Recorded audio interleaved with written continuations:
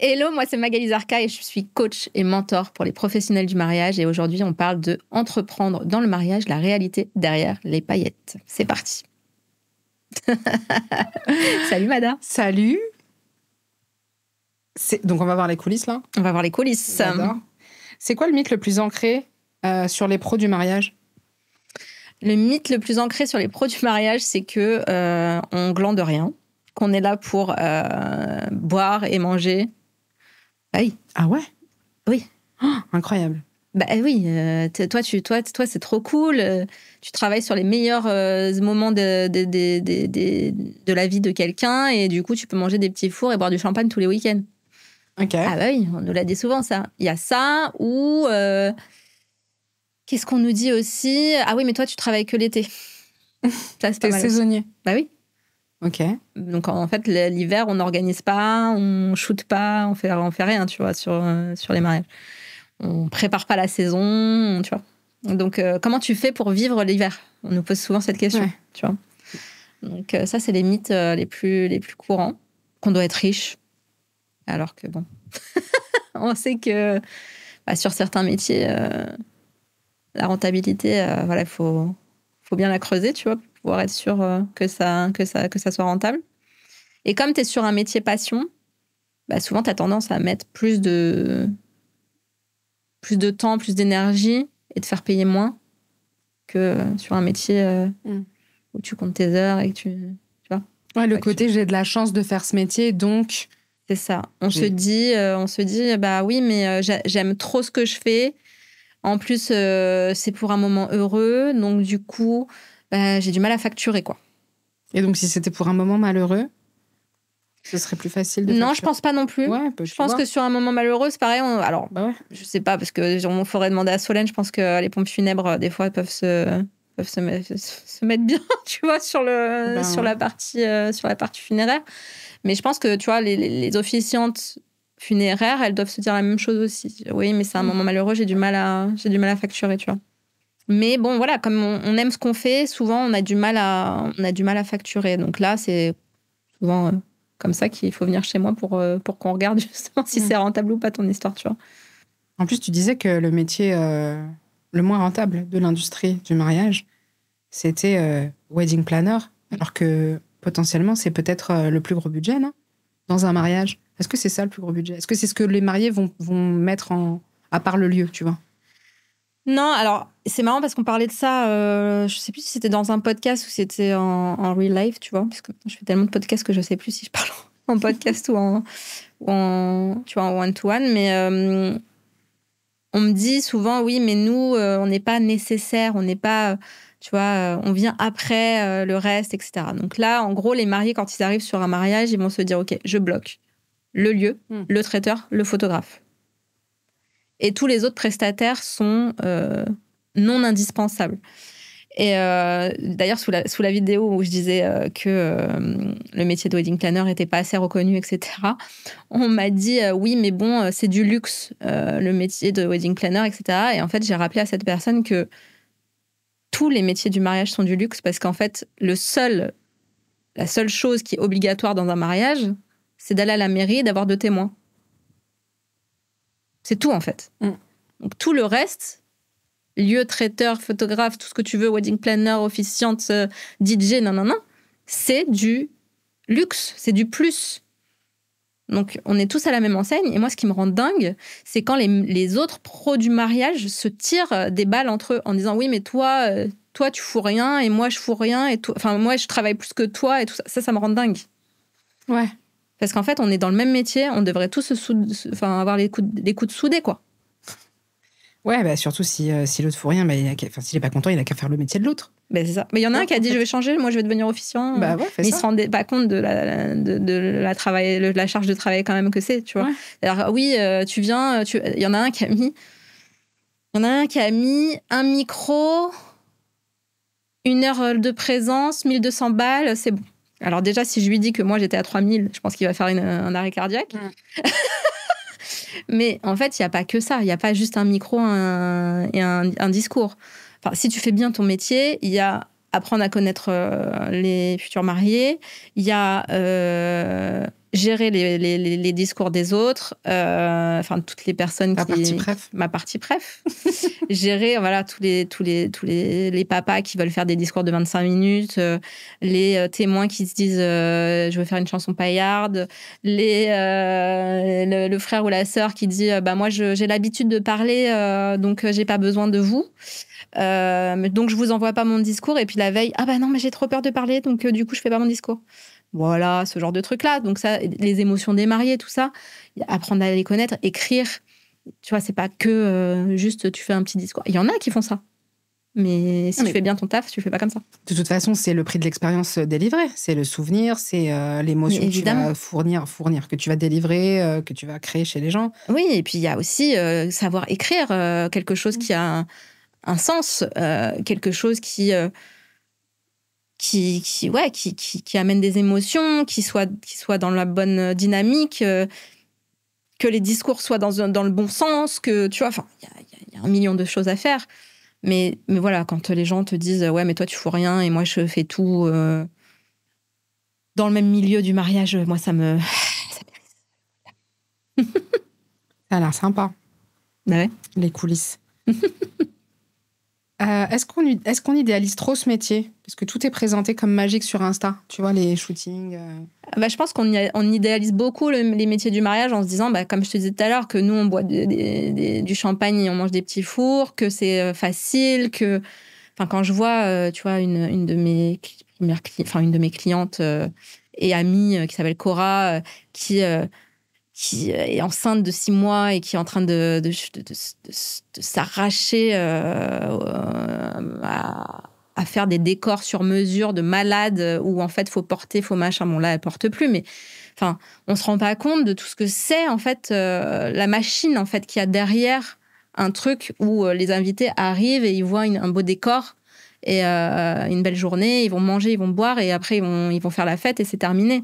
Il y a tout un truc de dingue derrière en fait. Donc, on ne se rend pas compte du travail que c'est, finalement. Et moi, tu vois, quand j'avais des stagiaires, quand j'étais wedding planner, je leur disais, attention, les paillettes, c'est dans les yeux des invités, dans les yeux des mariés. Nous, on est là pour gérer les merdes, en fait. On est là pour voir, pour être hyper malléable, hyper... OK, là, il y a un problème, comment je le résous, par exemple je me souviens je sais pas pourquoi je souris parce que c'est pas un épisode drôle, mais je me souviens d'un mariage où il y avait un groupe gypsy qui était prévu au cocktail. Et le matin, donc à 9h, le cocktail était à 17h, le groupe m'appelle en me disant on vient de perdre notre père, on viendra pas.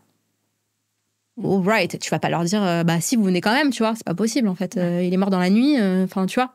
Donc ton taf là, c'est de te dire OK, j'ai ce truc là, je trouve un autre groupe gypsy dans la journée. Et c'est ce qui s'est passé. Et les mariés l'ont su à partir du moment où j'ai trouvé. Mais je crois que j'ai trouvé vers, je sais pas, 11h. Tu vois, j'ai mis 2 heures à trouver. Tant que j'avais pas trouvé, j'en parlais pas aux mariés. Tu vas pas les stresser de l'avoir trouvé en 2 heures. Bah oui. Mais j'en ai appelé à peu près une vingtaine, je pense. Ah ouais. Mais sauf que t'as d'autres trucs à gérer en même temps, puisque t'es en coordination. Donc voilà. Mais ton but à toi, c'est que les mariés ne se rendent pas compte des choses qui vont pas, les invités non plus, que les prestataires soient cool, qu'ils passent un bon moment, qu'ils soient, tu vois, qu'ils aient un accueil aux petits oignons et tout. Et voilà, c'est pour ça aussi que la charge mentale d'une wedding planner, elle est énorme. Mais ouais, donc les paillettes, je disais toujours à mes stagiaires, les paillettes, c'est dans les yeux des autres. Vous allez gérer que des merdes. Et il y en a plein qui disaient, bah finalement, je veux pas faire ce métier. Ouais. C'est trop dur. J'imagine même pas le niveau d'anxiété que ça provoque. Je comprends pourquoi je suis zen maintenant. Ah ouais. Quand t'as géré tout ça. Ah ouais, non, mais c'est bon. Sûr. Ouais. T'es pisse. Ouais, oui, c'est ça. T'es off, je suis large. Ça, 2 jours, c'est pas un problème, ça. Ouais, c'est ça. Ouais. Ouais, c'est incroyable. C'est quoi les phrases qui t'agacent le plus sur les pros du mariage? Genre, tu fais un métier de rêve, c'est facile. Ouais, bah c'est ce qu'on disait, tu vois. C'est vraiment... ouais, toi, tu manges que des petits fours. Toi, oui, tu travailles que l'été. C'est tranquille, quoi.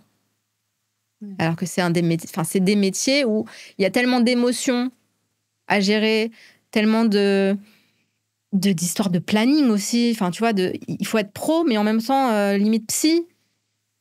Oui, parce que tu me racontais des trucs sur des mariages où les mariés partent en meltdown, ou genre ils se demandent parfois, tu vois, ils ont des crises existentielles ou... Ah bah, j'ai déjà une mariée qui a refusé de se marier avec... Oui, j'en ai jamais parlé, je crois, sur le podcast encore. Bah ouais, tu me racontes des trucs improbables. Enfin, improbables. Qui arrivent.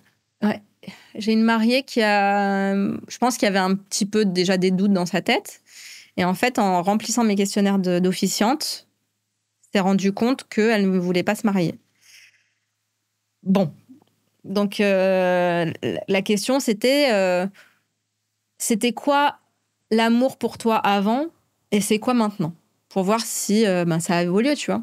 Et en fait, elle s'est rendue compte que l'amour pour elle avant, c'était toujours sa vision, mais que le mec avec qui elle était, c'était pas ce qu'elle entendait de l'amour. Et du coup, ils ont annulé le mariage. Sauf que, il y a quelques mois, elle est revenue vers moi en me disant « Écoute, j'ai rencontré l'homme de ma vie et je vais me marier. Et ça sera pas toi qui vas officier. » Et je lui dis « Non, de toute façon, je ne le fais plus. Mais est-ce que tu as quelque chose pour les amis qui vont officier ?» Et donc, je lui dis « Oui, j'ai officié en un jour, un des programmes que j'ai fait avec Solène. » Et donc, du coup, elle a pris cet accompagnement-là. Elle s'est mariée avec l'homme de sa vie. Comme quoi, tu vois, si elle n'avait pas eu une bonne expérience avec moi, elle ne serait jamais revenue, tu vois. Et en plus, tu vois, tu te dis, bon, voilà. C'est exactement le mariage de rêve, en tout cas, ce jour-là. En tout cas, voilà, aujourd'hui, elle est grave heureuse, tu vois. Donc, sur le moment, tu te sens un peu coupable quand même. Tu te dis, bon, c'est pas marié. Mais en fait, tant mieux, parce que mais moi, elle se serait mariée avec le mauvais. Je me souviens même d'un autre couple à qui c'est arrivé. C'est une personne que je connais aussi et qui préparait son mariage et après a décidé. Mais non, mais t'étais pas officiante. C'était juste un choix. Oui. Mais oui, et même des mariés qui ont une émotivité ou qui ont il se passe des trucs de fou en fait le jour d'un mariage. Donc il y a aussi cette compétence-là et c'est toi qui es obligé d'absorber en fait à ce moment-là. C'est toi qui es obligé de prendre soin, c'est toi qui es obligé de cadrer. Oui, en fait, les métiers du mariage en globalité sont des métiers où tu dois avoir des skills qui sont quand même assez énormes. Même si tu es photographe, tu dois savoir gérer les émotions de tes mariés. Même si tu es un lieu, tu dois savoir gérer les émotions de tes mariés. Même si tu es fleuriste, tu dois savoir gérer les émotions. En fait, même s'il y a pas de même s'il y a une wedding planner, souvent, tu as quand même des trucs à gérer qui sont assez dingues. Par rapport à d'autres métiers. L'enjeu, en fait, est tellement incroyable. Le budget total, souvent, dans les mariages comme ça, il est tellement incroyable que tout peut vriller, en fait. Il y a l'enjeu financier, puis il y a aussi les émotions des autres que les mariés. C'est-à-dire que les mariés ont leurs propres émotions et leurs invités vont leur donner des trucs en plus à gérer, à douter, à machin, à truc. Et en fait, tu dois gérer non seulement les mariés, mais aussi les proches. Je me souviens d'un mariage où j'étais wedding planner et la mère, elle prenait alors, elle payait et c'était un gros mariage, gros budget. Et en fait, elle prenait toutes les décisions. Les mariés n'avaient aucun pouvoir, tu vois. Et ça a créé de la charge mentale, de la tension, tout ce que tu veux pour les mariés, pour moi et pour la mère, finalement. Et donc, ça, fallait gérer, en fait. Et c'était pas simple. Et en fait, il faut des skills de dingue dans le mariage. On se rend pas compte, à quel point il y a un enjeu énorme, même au-delà du financier. Tu vois, les parents, en fait, c'est un passage qui est difficile pour les parents, je pense. De dire, là, mon enfant n'est plus une enfant, il ne m'appartient plus, entre guillemets, pour certains qui vont se dire ça, tu vois. Oui, je le donne. Le donne, voilà. Ouais. Et en fait, je pense qu'il y a un truc, il y a une émotion particulière qui se réveille. Et puis, en plus, il y a le fait que les parents, souvent, des mariés, veulent impressionner la galerie. Et donc, du coup, tu te dis, OK, là, ils se disent, il faut que ça envoie, et il faut pas que je déçoive les invités, et donc, je veux contrôler les trucs. Et ça, c'est hyper dur à canaliser quand t'es wedding planner ou quand t'es pro du mariage, tu vois. Donc, parce que c'est à toi de gérer. Tu veux pas aller dire à la mariée, bon, gère ta mère, parce que c'est pas Enfin, c'est son jour et donc... Mais il y a ça, et puis il y a la mariée qui va dire, je me souviens d'une mariée qui n'a pas dit des trucs à ses parents, ses parents ont découvert le jour J, ils étaient fous. Ah ouais. Une mariée qui faisait un mariage mixte catho-juif, et en fait la partie juive a pris une énorme place, et en fait pendant la cérémonie il fallait distribuer des kippas. Sauf que les parents étaient cathos, mais genre, la mère vient me voir en me disant ma fille, son deuxième prénom, c'est Marie parce que la Vierge, tu vois. Et j'étais là, oula, il y a un décalage entre ce qu'on m'a dit et la réalité, tu vois. Ouais. Et donc, du coup, le père, il a été obligé de mettre une kippa pendant la cérémonie. Il s'est senti pris à la gorge, si tu veux. Après, Jésus était juif. Quand t'es catho, normalement, tu vois. Ouais, mais ouais. Quand ils sont pur catho d'un certain pays, etc. Enfin, tu vois, je veux pas tout donner comme détail, mais voilà, et je pense que ça a été très, très dur pour eux. Et en fait, moi, ce que j'ai compris, c'est que la mariée avait tellement peur de leur dire qu'elle a mis ça sous le tapis. Et en fait, le jour J, les parents, ils ont explosé, quoi. Ouais. Et ça, tu vois, les mariés peuvent te cacher des choses comme ça aussi, tu vois. Donc, il y a beaucoup d'enjeux psychologiques sur un mariage, sociologiques. Enfin, il y a tellement de choses. Un mariage, c'est un délire, en vrai. Ouais, on dirait là, quand tu le racontes, que c'est un mini échantillon de toute une vie. Mais tu vois, de tout ce qui se passe dans ta vie. En fait, ça ramène des émotions qui sont souvent enfouies. Et c'est aussi pour ça que dans mon accompagnement en tant qu'officiante, il y avait des trucs qui remuaient. Parce que j'allais aussi creuser dans le passé, j'allais voir un petit peu... Je posais beaucoup de questions. Enfin, mon but, c'est de les connaître comme si on se connaissait depuis toujours. Et souvent, c'était ma plus grande victoire, c'est quand on venait me voir à la fin de la cérémonie en me disant « Vous êtes amis avec les mariés depuis quand ?» Depuis qu'ils ont signé le contrat, à peu près. Tu vois. Ouais. Et en fait, les gens, je les connaissais tellement, je leur posais plus de questions que leurs meilleurs amis. Donc, je les connaissais sur le bout des doigts, finalement. Et donc, ça lève ça fait remuer des choses. Et donc, oui, je pense que c'est un accélérateur d'émotions, un mariage. Ouais. Oui, en plus, comme c'est compacté dans un court laps de temps. Oui, et puis tu vois, t'as aussi les trucs où en fait, t'as les mariés qui se rendent compte que leurs témoins font de la merde ou qu'elles s'engueulent entre elles et que du coup, il y a des amis qui deviennent plus des amis à ce moment-là, ou tu vois, ou des gens qui refusent de faire des trucs. La mariée, elle est en pleurs parce que sa meilleure amie, c'est pas sa meilleure amie finalement. Elle se rend compte que c'est... Enfin, moi, personnellement, mon exemple, il est aussi fou. Enfin, tu vois, ma meilleure amie, de l'époque, elle a fait des dingueries, quoi. Ah ouais. Pour mon EVJF, je lui avais dit, par exemple, je préfère qu'on reste à Paris, mais qu'il y ait tout le monde et que ça soit un petit budget, comme ça, il y aura tout le monde, tu vois. On est parti à Budapest, il y avait la moitié des gens. On n'a pas du tout écouté mes désirs, tu vois. Donc déjà ça. Mon mariage, c'était rouge, noir, blanc, gris, tu vois, comme ma charte graphique aujourd'hui. Elle arrive en rose. Enfin, que des délires comme ça. Un truc... et c'est pour ça que je dis à toutes mes coachées d'aller vers la coordination quand elles commencent, parce que en fait, on se rend pas compte à quel point on a besoin d'une coordinatrice le jour J. Tu vois, je lui avais donné des trucs à faire. Elle m'a dit j'ai trouvé qu'il y en avait pas besoin. Et moi, j'avais passé des heures à faire des badges pour les gens, pour faire un icebreaker pour le cocktail. En fait, elle les a jamais donnés et je les ai retrouvés dans le carton le lendemain. En fait, elle m'a fait que des dingueries comme ça. Et donc, je me suis dit, mais sur le moment, bon, après, je suis restée amie avec elle. Puis finalement, la vie a fait que on s'est séparés, mais je comprends pourquoi aujourd'hui. C'est que c'était pas vraiment une amie, tu vois. Les analyses sont formelles, hein. Les analyses sont formelles. On va pas dire la fin. Voilà. Ok. Non, on va dans le perso, là. Bah ouais. Non, c'est bien. Est-ce que tu as déjà eu l'impression qu'on prend qu'on prend pas les métiers du mariage au sérieux parce que c'est féminin ou artistique ou émotionnel? Ah bah souvent, on prend pas au sérieux les métiers du mariage. Souvent, on nous dit, mais c'est un vrai métier, ça? Et du coup, tu fais quoi à côté? T'as un autre métier? Genre, c'est un hobby. Bah oui. Ouais, je passe tous mes week-ends à faire des fleurs, je l'adore. Mais c'est ça, en fait. On nous demande si c'est notre vrai métier. C'est comme dire photographe, on te demande si c'est ton vrai métier, si tu fais autre chose à côté, si t'as un vrai métier à côté. Donc oui, on ne prend pas vraiment au sérieux ce métier-là. Et je pense qu'on devrait, parce que, encore une fois, il y a tellement de charge mentale. Je disais, les skills sont énormes dans le mariage. Quand tu as travaillé dans le mariage, après, tu as une adaptabilité à la vie qui est dingue. Donc, ouais, on ne prend pas assez au sérieux. Tu penses que le mythe de la passion suffit est toxique quand on est dans ce secteur-là? Est-ce que le mythe de la passion suffit dans le monde du mariage est toxique? Oui. Oui, parce que ce que je te disais tout à l'heure, en fait, on a tendance à pas facturer son juste prix quand on fait un métier passion. Donc on se dit, oui, mais je mérite pas plus que ça parce que je kiffe ce que je fais. Et ça devient toxique parce que, en fait, c'est pas les autres qui payent tes factures, quoi. C'est un juste prix, il doit être calculé en fonction de tes charges, il doit être en fonction de ce que tu veux vivre, enfin, ce que tu veux gagner pour vivre, comment tu veux vivre ta vie, etc. Pas en fonction de ce que les autres décident pour toi, quoi.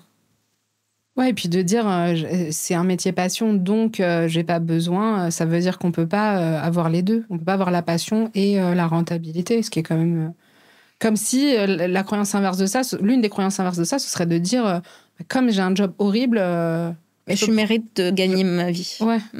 Ou c'est un métier très dur, donc c'est très très bien payé. Bon là en l'occurrence c'est dur et c'est des métiers durs, mais c'est pas payé si tu le fais pas. Ouais. Non, il faut vraiment se poser sur ces chiffres et arrêter de se sous-vendre. En plus, c'est passion, mais si je peux me permettre, c'est toujours les week-ends. Ouais. C'est concentré plutôt. Il y a quand même un peu une saisonnalité. Il y a quand même plus de mariages printemps-été, je suppose. Ouais, ça commence à s'élargir. Il commence à y avoir de plus en plus de mariages la semaine. Ok. Et le week-end, parce que la semaine... et le week-end. Et l'hiver, parce que la semaine, c'est moins cher dans les lieux. Alors, pour les lieux, mais... Souvent, on a ça aussi de dire oui, mais alors du coup, je me marie en semaine. Est-ce que vous pouvez me faire moins cher, tu sais, quand t'es photographe, wedding planner, etc. Non, moi, mon taf, il est pareil en fait. Je suis pas moins remplie je suis pas moins remplie en basse saison, tu vois. Donc certains lieux le font, mais les prestataires, c'est plus complexe en fait, parce que ton taf, il est le même, quoi. C'est pas genre je remplis pas cette semaine-là, tu vois. Donc ça, c'est un truc aussi sur lequel on se bat pas mal. Pourquoi l'argent, c'est encore un sujet aussi tabou chez les pros du mariage, d'après toi? Je pense que l'argent, c'est tabou chez les pros du mariage parce que justement, c'est un métier passion. Et donc, du coup, on se dit qu'on mérite pas d'être payé plus, que du coup, c'est un luxe, notre métier. Donc, du coup, on se dit, est-ce que je vais faire payer plus cher, plus que ça? Enfin, tu vois. Donc, ça, c'est sûr que c'est pour ça. Tu vois, c'est que... pareil, comme on croit que c'est pas un métier... tu vois. Oui, est-ce qu'il n'y a pas aussi cette dimension de... Il n'y a pas... tu m'arrêtes si je me trompe, peut-être je vais dire n'importe quoi, mais il n'y a pas des études, genre il n'y a pas une grande école ou une haute école, il n'y a pas un HEC de la photographie ou de l'officiantisme, je sais que ça se dit pas, mais tu vois, il n'y a pas des études pour être... L'office. Ouais, l'office. L'officiantisme, j'adore. Ouais, oui, tu vois, oui. Du coup, il n'y a rien, il n'y a pas ce diplôme ou ce truc qui sanctionne une compétence et donc qui dit, ouais, mais moi j'ai le barreau, tu vois, enfin... J'ai passé le barreau. Ouais. Tu vois? Ouais. Après, oui, je pense qu'il y a aussi ça. Maintenant, il y a des écoles certifiantes. Ouais. Okay. Mais bon, c'est pas forcément les meilleures. Ça, c'est un truc aussi... tu vois, là, ce qui me rend dingue aussi, là, en ce moment, tu vois, tu me fais repenser à un truc qui me rend dingue, c'est qu'en fait, je récupère beaucoup de clientes, là, qui ont été formées dans les meilleures écoles de wedding planner, par exemple. Franchement, qui sont renommés, que je connais, tu vois, qui ont vraiment un truc, quoi, tu vois. Mais en fait, qui ne savent pas être entrepreneurs. Donc, en fait, elles savent organiser des mariages, décorer des mariages, mais elles ne savent pas comment se vendre, comment communiquer, comment créer une offre qui leur ressemble. On arrête de dire... organisation partielle totale de A à Z, là, j'en peux plus. Même si c'est ça que tu fais, finalement, est-ce que tu peux pas créer autre chose qui te ressemble plus, tu vois? Et ça me rend dingue, en fait, de récupérer des femmes qui, en fait, savent faire leur métier, mais qui savent pas... savent pas en faire un métier. Mais c'est ça. Ouais. Et question. On va pas dire comment tu fais. Est-ce qu'il manquerait pas un module dans ces écoles-là? Si. Mais à la limite, je préfère qu'elle vienne chez moi. Mais non, mais est-ce que mais oui, mais a priori, il y est. Non, mais moi, je te parle de toi qui interviens. Comme on fait intervenir. Non, mais a priori, le module y est, sauf qu'on survole, en fait. Oui, voilà, c'est ça. Donc, on survole et... Non, mais c'est... En vrai, c'est... Ouais, on survole la partie entrepreneuriat et en fait, pour moi, c'est 80% entrepreneuriat, 20% ton vrai métier. Donc, c'est dommage quand même. Bah, ton vrai métier, ça devient entrepreneuriat. C'est ça. En fait. Oui, mais c'est dommage qu'on survole la partie entrepreneuriat dans les grandes formations. Tu vois. Ouais. Pour moi. Avis aux grandes écoles du mariage. Peut-être qu'il y aura bientôt une autre école qui va naître. J'aimerais trop. Est-ce que tu penses qu'on peut vraiment vivre des métiers du mariage aujourd'hui ou c'est réservé à une minorité? Étrange cette question. Est-ce qu'on peut vivre du mariage aujourd'hui? Oui, on peut. On peut vivre du mariage aujourd'hui parce que... mais si on calcule bien ses coûts, si on calcule bien sa rentabilité, si on calcule bien... si on arrête de compter ses heures plutôt que de compter sur la transformation qu'on va donner, sur... voilà, enfin, si tu... Encore une fois, hein, si tu ramènes le métier de wedding planner, la plupart des wedding planners, si tu ramènes leur taux de rentabilité à leur taux horaire, on est à moins 500, tu vois. Elles travaillent des heures et des heures et des heures pour être payées peanuts. C'est ce que j'avais dit sur un autre épisode et ça a fait le buzz, mais c'est vrai. Donc, tu peux être rentable si tu calcules tes coûts et si tu sais la valeur de ton offre. Et donc, comment quelqu'un qui a cette problématique et qui t'écoute aujourd'hui, qu'est-ce que tu peux faire pour elle ou est-ce que tu peux donner un conseil rapide applicable maintenant? Ou est-ce que la solution, c'est de venir avec toi? Alors, attends, le problème, ce serait quoi? Ce serait je suis pas rentable? C'est je sais pas, enfin, je sais pas vivre de mon art, je sais pas vivre de ma passion, enfin, de mon métier. Alors, il y a deux choses qui me viennent. Là, la première, c'est vraiment de calculer tes coûts. Donc, quelles sont tes charges tous les mois liées à ton business? Quelles sont tes... par exemple, qu'est-ce que tu utilises pour ton business? Donc, c'était wedding planner, Internet, ton site Internet que tu vas aller faire, le temps que tu vas passer sur tes réseaux sociaux pour pouvoir communiquer... tous ces trucs-là, en fait, tu listes vraiment tous tes coûts. Ensuite, tu listes aussi ce que tu veux gagner par mois. Tu enlèves, bien sûr, l'URSSAF, la TVA si tu l'as. Et là, tu vas savoir combien il faut que tu factures finalement. Ça, c'est la première chose. Et après, la plus grosse erreur que je vois chez mes clientes, c'est qu'elles ne savent pas se vendre en rendez-vous. Donc, vraiment, de savoir comment tu vas faire en sorte de vendre. Et vendre, c'est pas vendre à tout prix. Vendre, c'est écouter. Écouter ce que la personne elle va te dire et voir si tu es vraiment un match pour elle. Et si tu l'es, là, tu vas commencer à présenter ton offre et tu vas leur demander à chaque étape de ce que tu vas présenter, est-ce que là, c'est clair pour vous? Est-ce que ça correspond à ce que vous voulez? Et à la fin de ce rendez-vous, en fait, normalement, tu sais si le match il est bon. Et tu dis même, pro tip, tu dis même que ce que toi tu faisais, c'est à un moment donné de dire est-ce que quand il disait non, c'est pas exactement ce que j'attends ou pas tout à fait, etc. Tu dis ok, qu'est-ce qu'il faudrait? Et si tu peux, tu le fais, tu le délivres. Oui, en gros, il y avait la fameuse note sur 10 où en fait, à la fin de la présentation du devis, pour moi, je disais ok, maintenant que vous savez tout sur ce que je fais, etc., est-ce que vous pouvez donner une note de 1 à 10 sur ce que je vous ai présenté? Et si la personne dit moins de 10, eh bien, il y a encore des choses à creuser. Une fois, il y a une future mariée qui m'a dit ok, donc j'étais officiante de cérémonie, et elle me dit 8. Et donc, je lui dis mais qu'est-ce qui manquerait pour avoir 10? Et elle me dit en fait, je suis pas très à l'aise avec les questionnaires, j'ai du mal à me projeter sur le questionnaire. Donc, je lui dis, si je vous en montre un, est-ce que ça va vous rassurer? Elle me dit, oui, je veux bien. Donc, je lui en ai montré un ou deux, le début, tu vois, les 3-4 premières questions. Elle me dit, c'est trop cool, ça a l'air trop bien. Je lui dis, ouais. En plus, c'est une thérapie, donc... C'est ça. Et donc, j'ai montré ça, et je lui dis, alors, on est à combien? Elle me dit 10. Donc, je savais que c'était signé. Je lui dis, donc, je vous envoie le contrat? Oui, envoyez-moi le contrat, c'est parfait. Ouais, donc, il faut Faut avoir le courage de demander. Mais en fait, c'est ça. J'ai une de mes clientes qui me dit j'ai pas eu le courage de demander. Mais en fait, c'est pas une question de courage. En fait, les objections quand tu fais un rendez-vous comme ça, c'est des cadeaux. Ouais. Parce qu'en fait, la personne, elle demande juste à être rassurée. Donc en fait, t'as pas besoin de courage pour ça. C'est juste de dire, ok, donc là, en fait, elle n'a pas encore compris à 100% mon offre. Donc c'est pas un jugement de ce que toi tu fais, c'est une inquiétude que la personne a quand elle dit j'ai pas compris, ça me correspond pas, ou je sais pas quelle objection elle peut donner. C'est pas parce que je pense que les gens ont peur de demander parce qu'ils ont peur qu'on leur dise bon, ton truc c'est de la merde, tu vois. Mais les gens ne disent pas ça. Ben non. Bah oui, les gens ne disent pas ça. Et en fait, c'est un cadeau qui te permet de savoir qu'est-ce qu'il y a dans la tête de la personne et comment toi tu peux l'aider à la rassurer et se dire ok, en fait, elle a pris tellement en compte ce que moi je veux que c'est la bonne personne pour nous. Mais si vraiment tu sens que toi, ce qu'ils t'ont expliqué dans les premiers mots qu'ils ont eus, ça peut coller. Oui.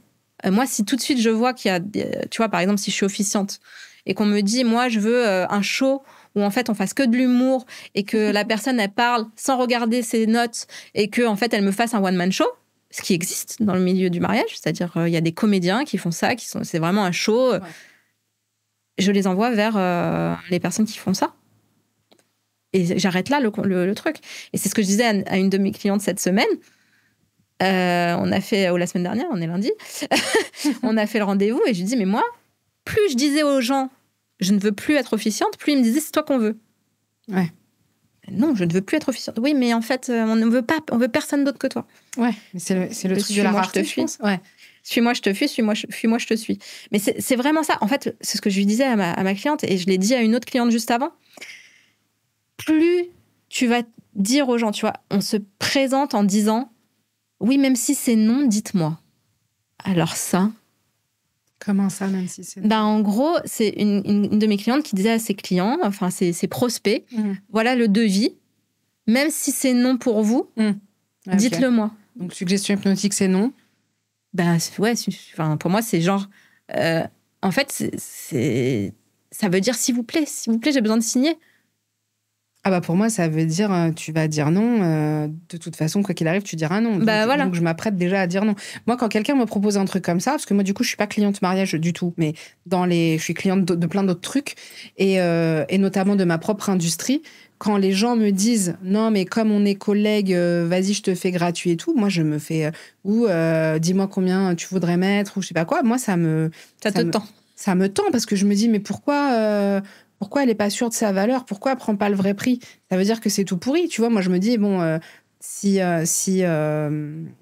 pas que si c'est cher, c'est de la qualité. Mais si je sens que la personne, elle ne croit pas dans ce qu'elle est en train de dire ou de délivrer, en vrai, si c'est cher, c'est de la qualité, souvent. Souvent. Bah, y a quand même des trucs chers tout pourris. Hein, je peux dans mon industrie, j'en connais. Oui, mais... Des trucs très chers et nazes. Mais encore une fois, on en a déjà discuté. Dans ton esprit, plus c'est cher, plus ça vaut plus c'est qualitatif. Mais là, oui, de dire, si c'est non, dites-moi. Mais j'en ai plein qui me disent ça.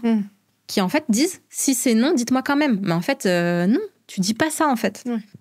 Si tu dis ça, ça va être non. Oui. C'est sûr. Donc, vraiment, il faut bien savoir si ça te correspond. Si ça te correspond, vraiment, tu le prends en charge, la personne. Ton client, moi, ce qu'on me disait souvent quand j'étais wedding planner, c'est j'ai l'impression d'avoir signé avec vous alors qu'on n'a pas encore signé. Ouais, tu commençais déjà à délivrer. Mais en fait, je posais tellement de questions auxquelles ils s'étaient pas posées, enfin, auxquelles ils avaient même pas réfléchi, que ils disaient putain, elle pense à tout, elle. Bah oui. C'est la def d'une wedding planner. Bah oui, mais je me souviens d'une mariée qui voulait un mariage cinéma et on lui envoyait un devis avec des chameaux, des machins, un mariage oriental. Donc elle m'a dit, toi, quand tu m'as parlé, je me suis dit, mais la meuf me comprend, enfin, tu vois. Ouais. C'était des devis, tu sais, automatiques, genre, oui, ça voilà pour vous, tu vois. Et elle me dit, mais toi, tu m'as parlé, tu m'as dit, ok, donc j'imagine. Alors à la base, elle voulait Gatsby, c'était même pas cinéma finalement, elle en a fini cinéma. Je crois, c'était l'inverse, bref. Et donc, du coup, elle m'a dit, quand tu m'as parlé, je me suis dit, enfin, une qui m'écoute, quoi. Ouais, parce que cinéma, ça peut être Die Hard. Ouais. Non, mais elle avait reçu un devis, voilà, c'est tant. Organisation globale, c'est tant. Et un autre, chameau, machin. Ouais. Clara, si tu m'écoutes. Mais Clara et Greg, tu vois, je m'en souviens bien parce que c'était un couple chouchou, tu vois. Mais elle me dit ça, quoi.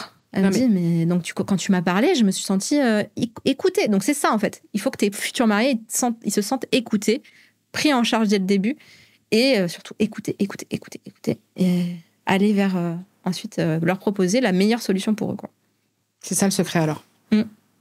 Écouter. Ok. Mais ça marche dans tous les aspects de la vie. Oui, je suis d'accord. J'ai regardé une vidéo de David Laroche il n'y a pas longtemps qui disait que les meilleurs communicants sont souvent ceux qui écoutent à 90%. C'est-à-dire que tu vas dans une soirée, la personne, elle vient, elle te parle d'elle, tu vas lui parler tu vas parler de toi 2 minutes, elle va dire, mais c'était tellement intéressant, cette conversation. Alors qu'en fait, elle a fait que parler d'elle, mais du coup, comme toi, tu l'as écoutée, elle s'est sentie bien, et donc du coup, elle te retient comme la personne à recommander, en tout cas. Oui, de toute façon, les gens s'intéressent à eux, ils veulent parler d'eux, ils veulent qu'on s'occupe d'eux, ils veulent qu'on les écoute. Évidemment, ils sont le personnage principal de leur vie. Donc forcément... Mais c'est ça. Vois. Et c'est ce que je disais à ma cliente tout à l'heure, on était en train de déjeuner, toi et moi, et je regardais ses messages, et elle me disait, est-ce que tu peux regarder ma bio et mon message Instagram? Et je lui ai dit, est-ce que je peux être cash? Elle m'a dit oui. Et je lui ai dit, en fait, tu parles de toi, on s'en fout de toi, en fait. Moi, je suis ta cliente, je veux pas que tu me parles de toi. Je fais ceci, cela, je décore, je machin. Non. Votre décoration, tu leur parles à eux, à leurs émotions, à eux, qu'est-ce qu'ils veulent, en fait. Et ça, c'est dans tout, en fait.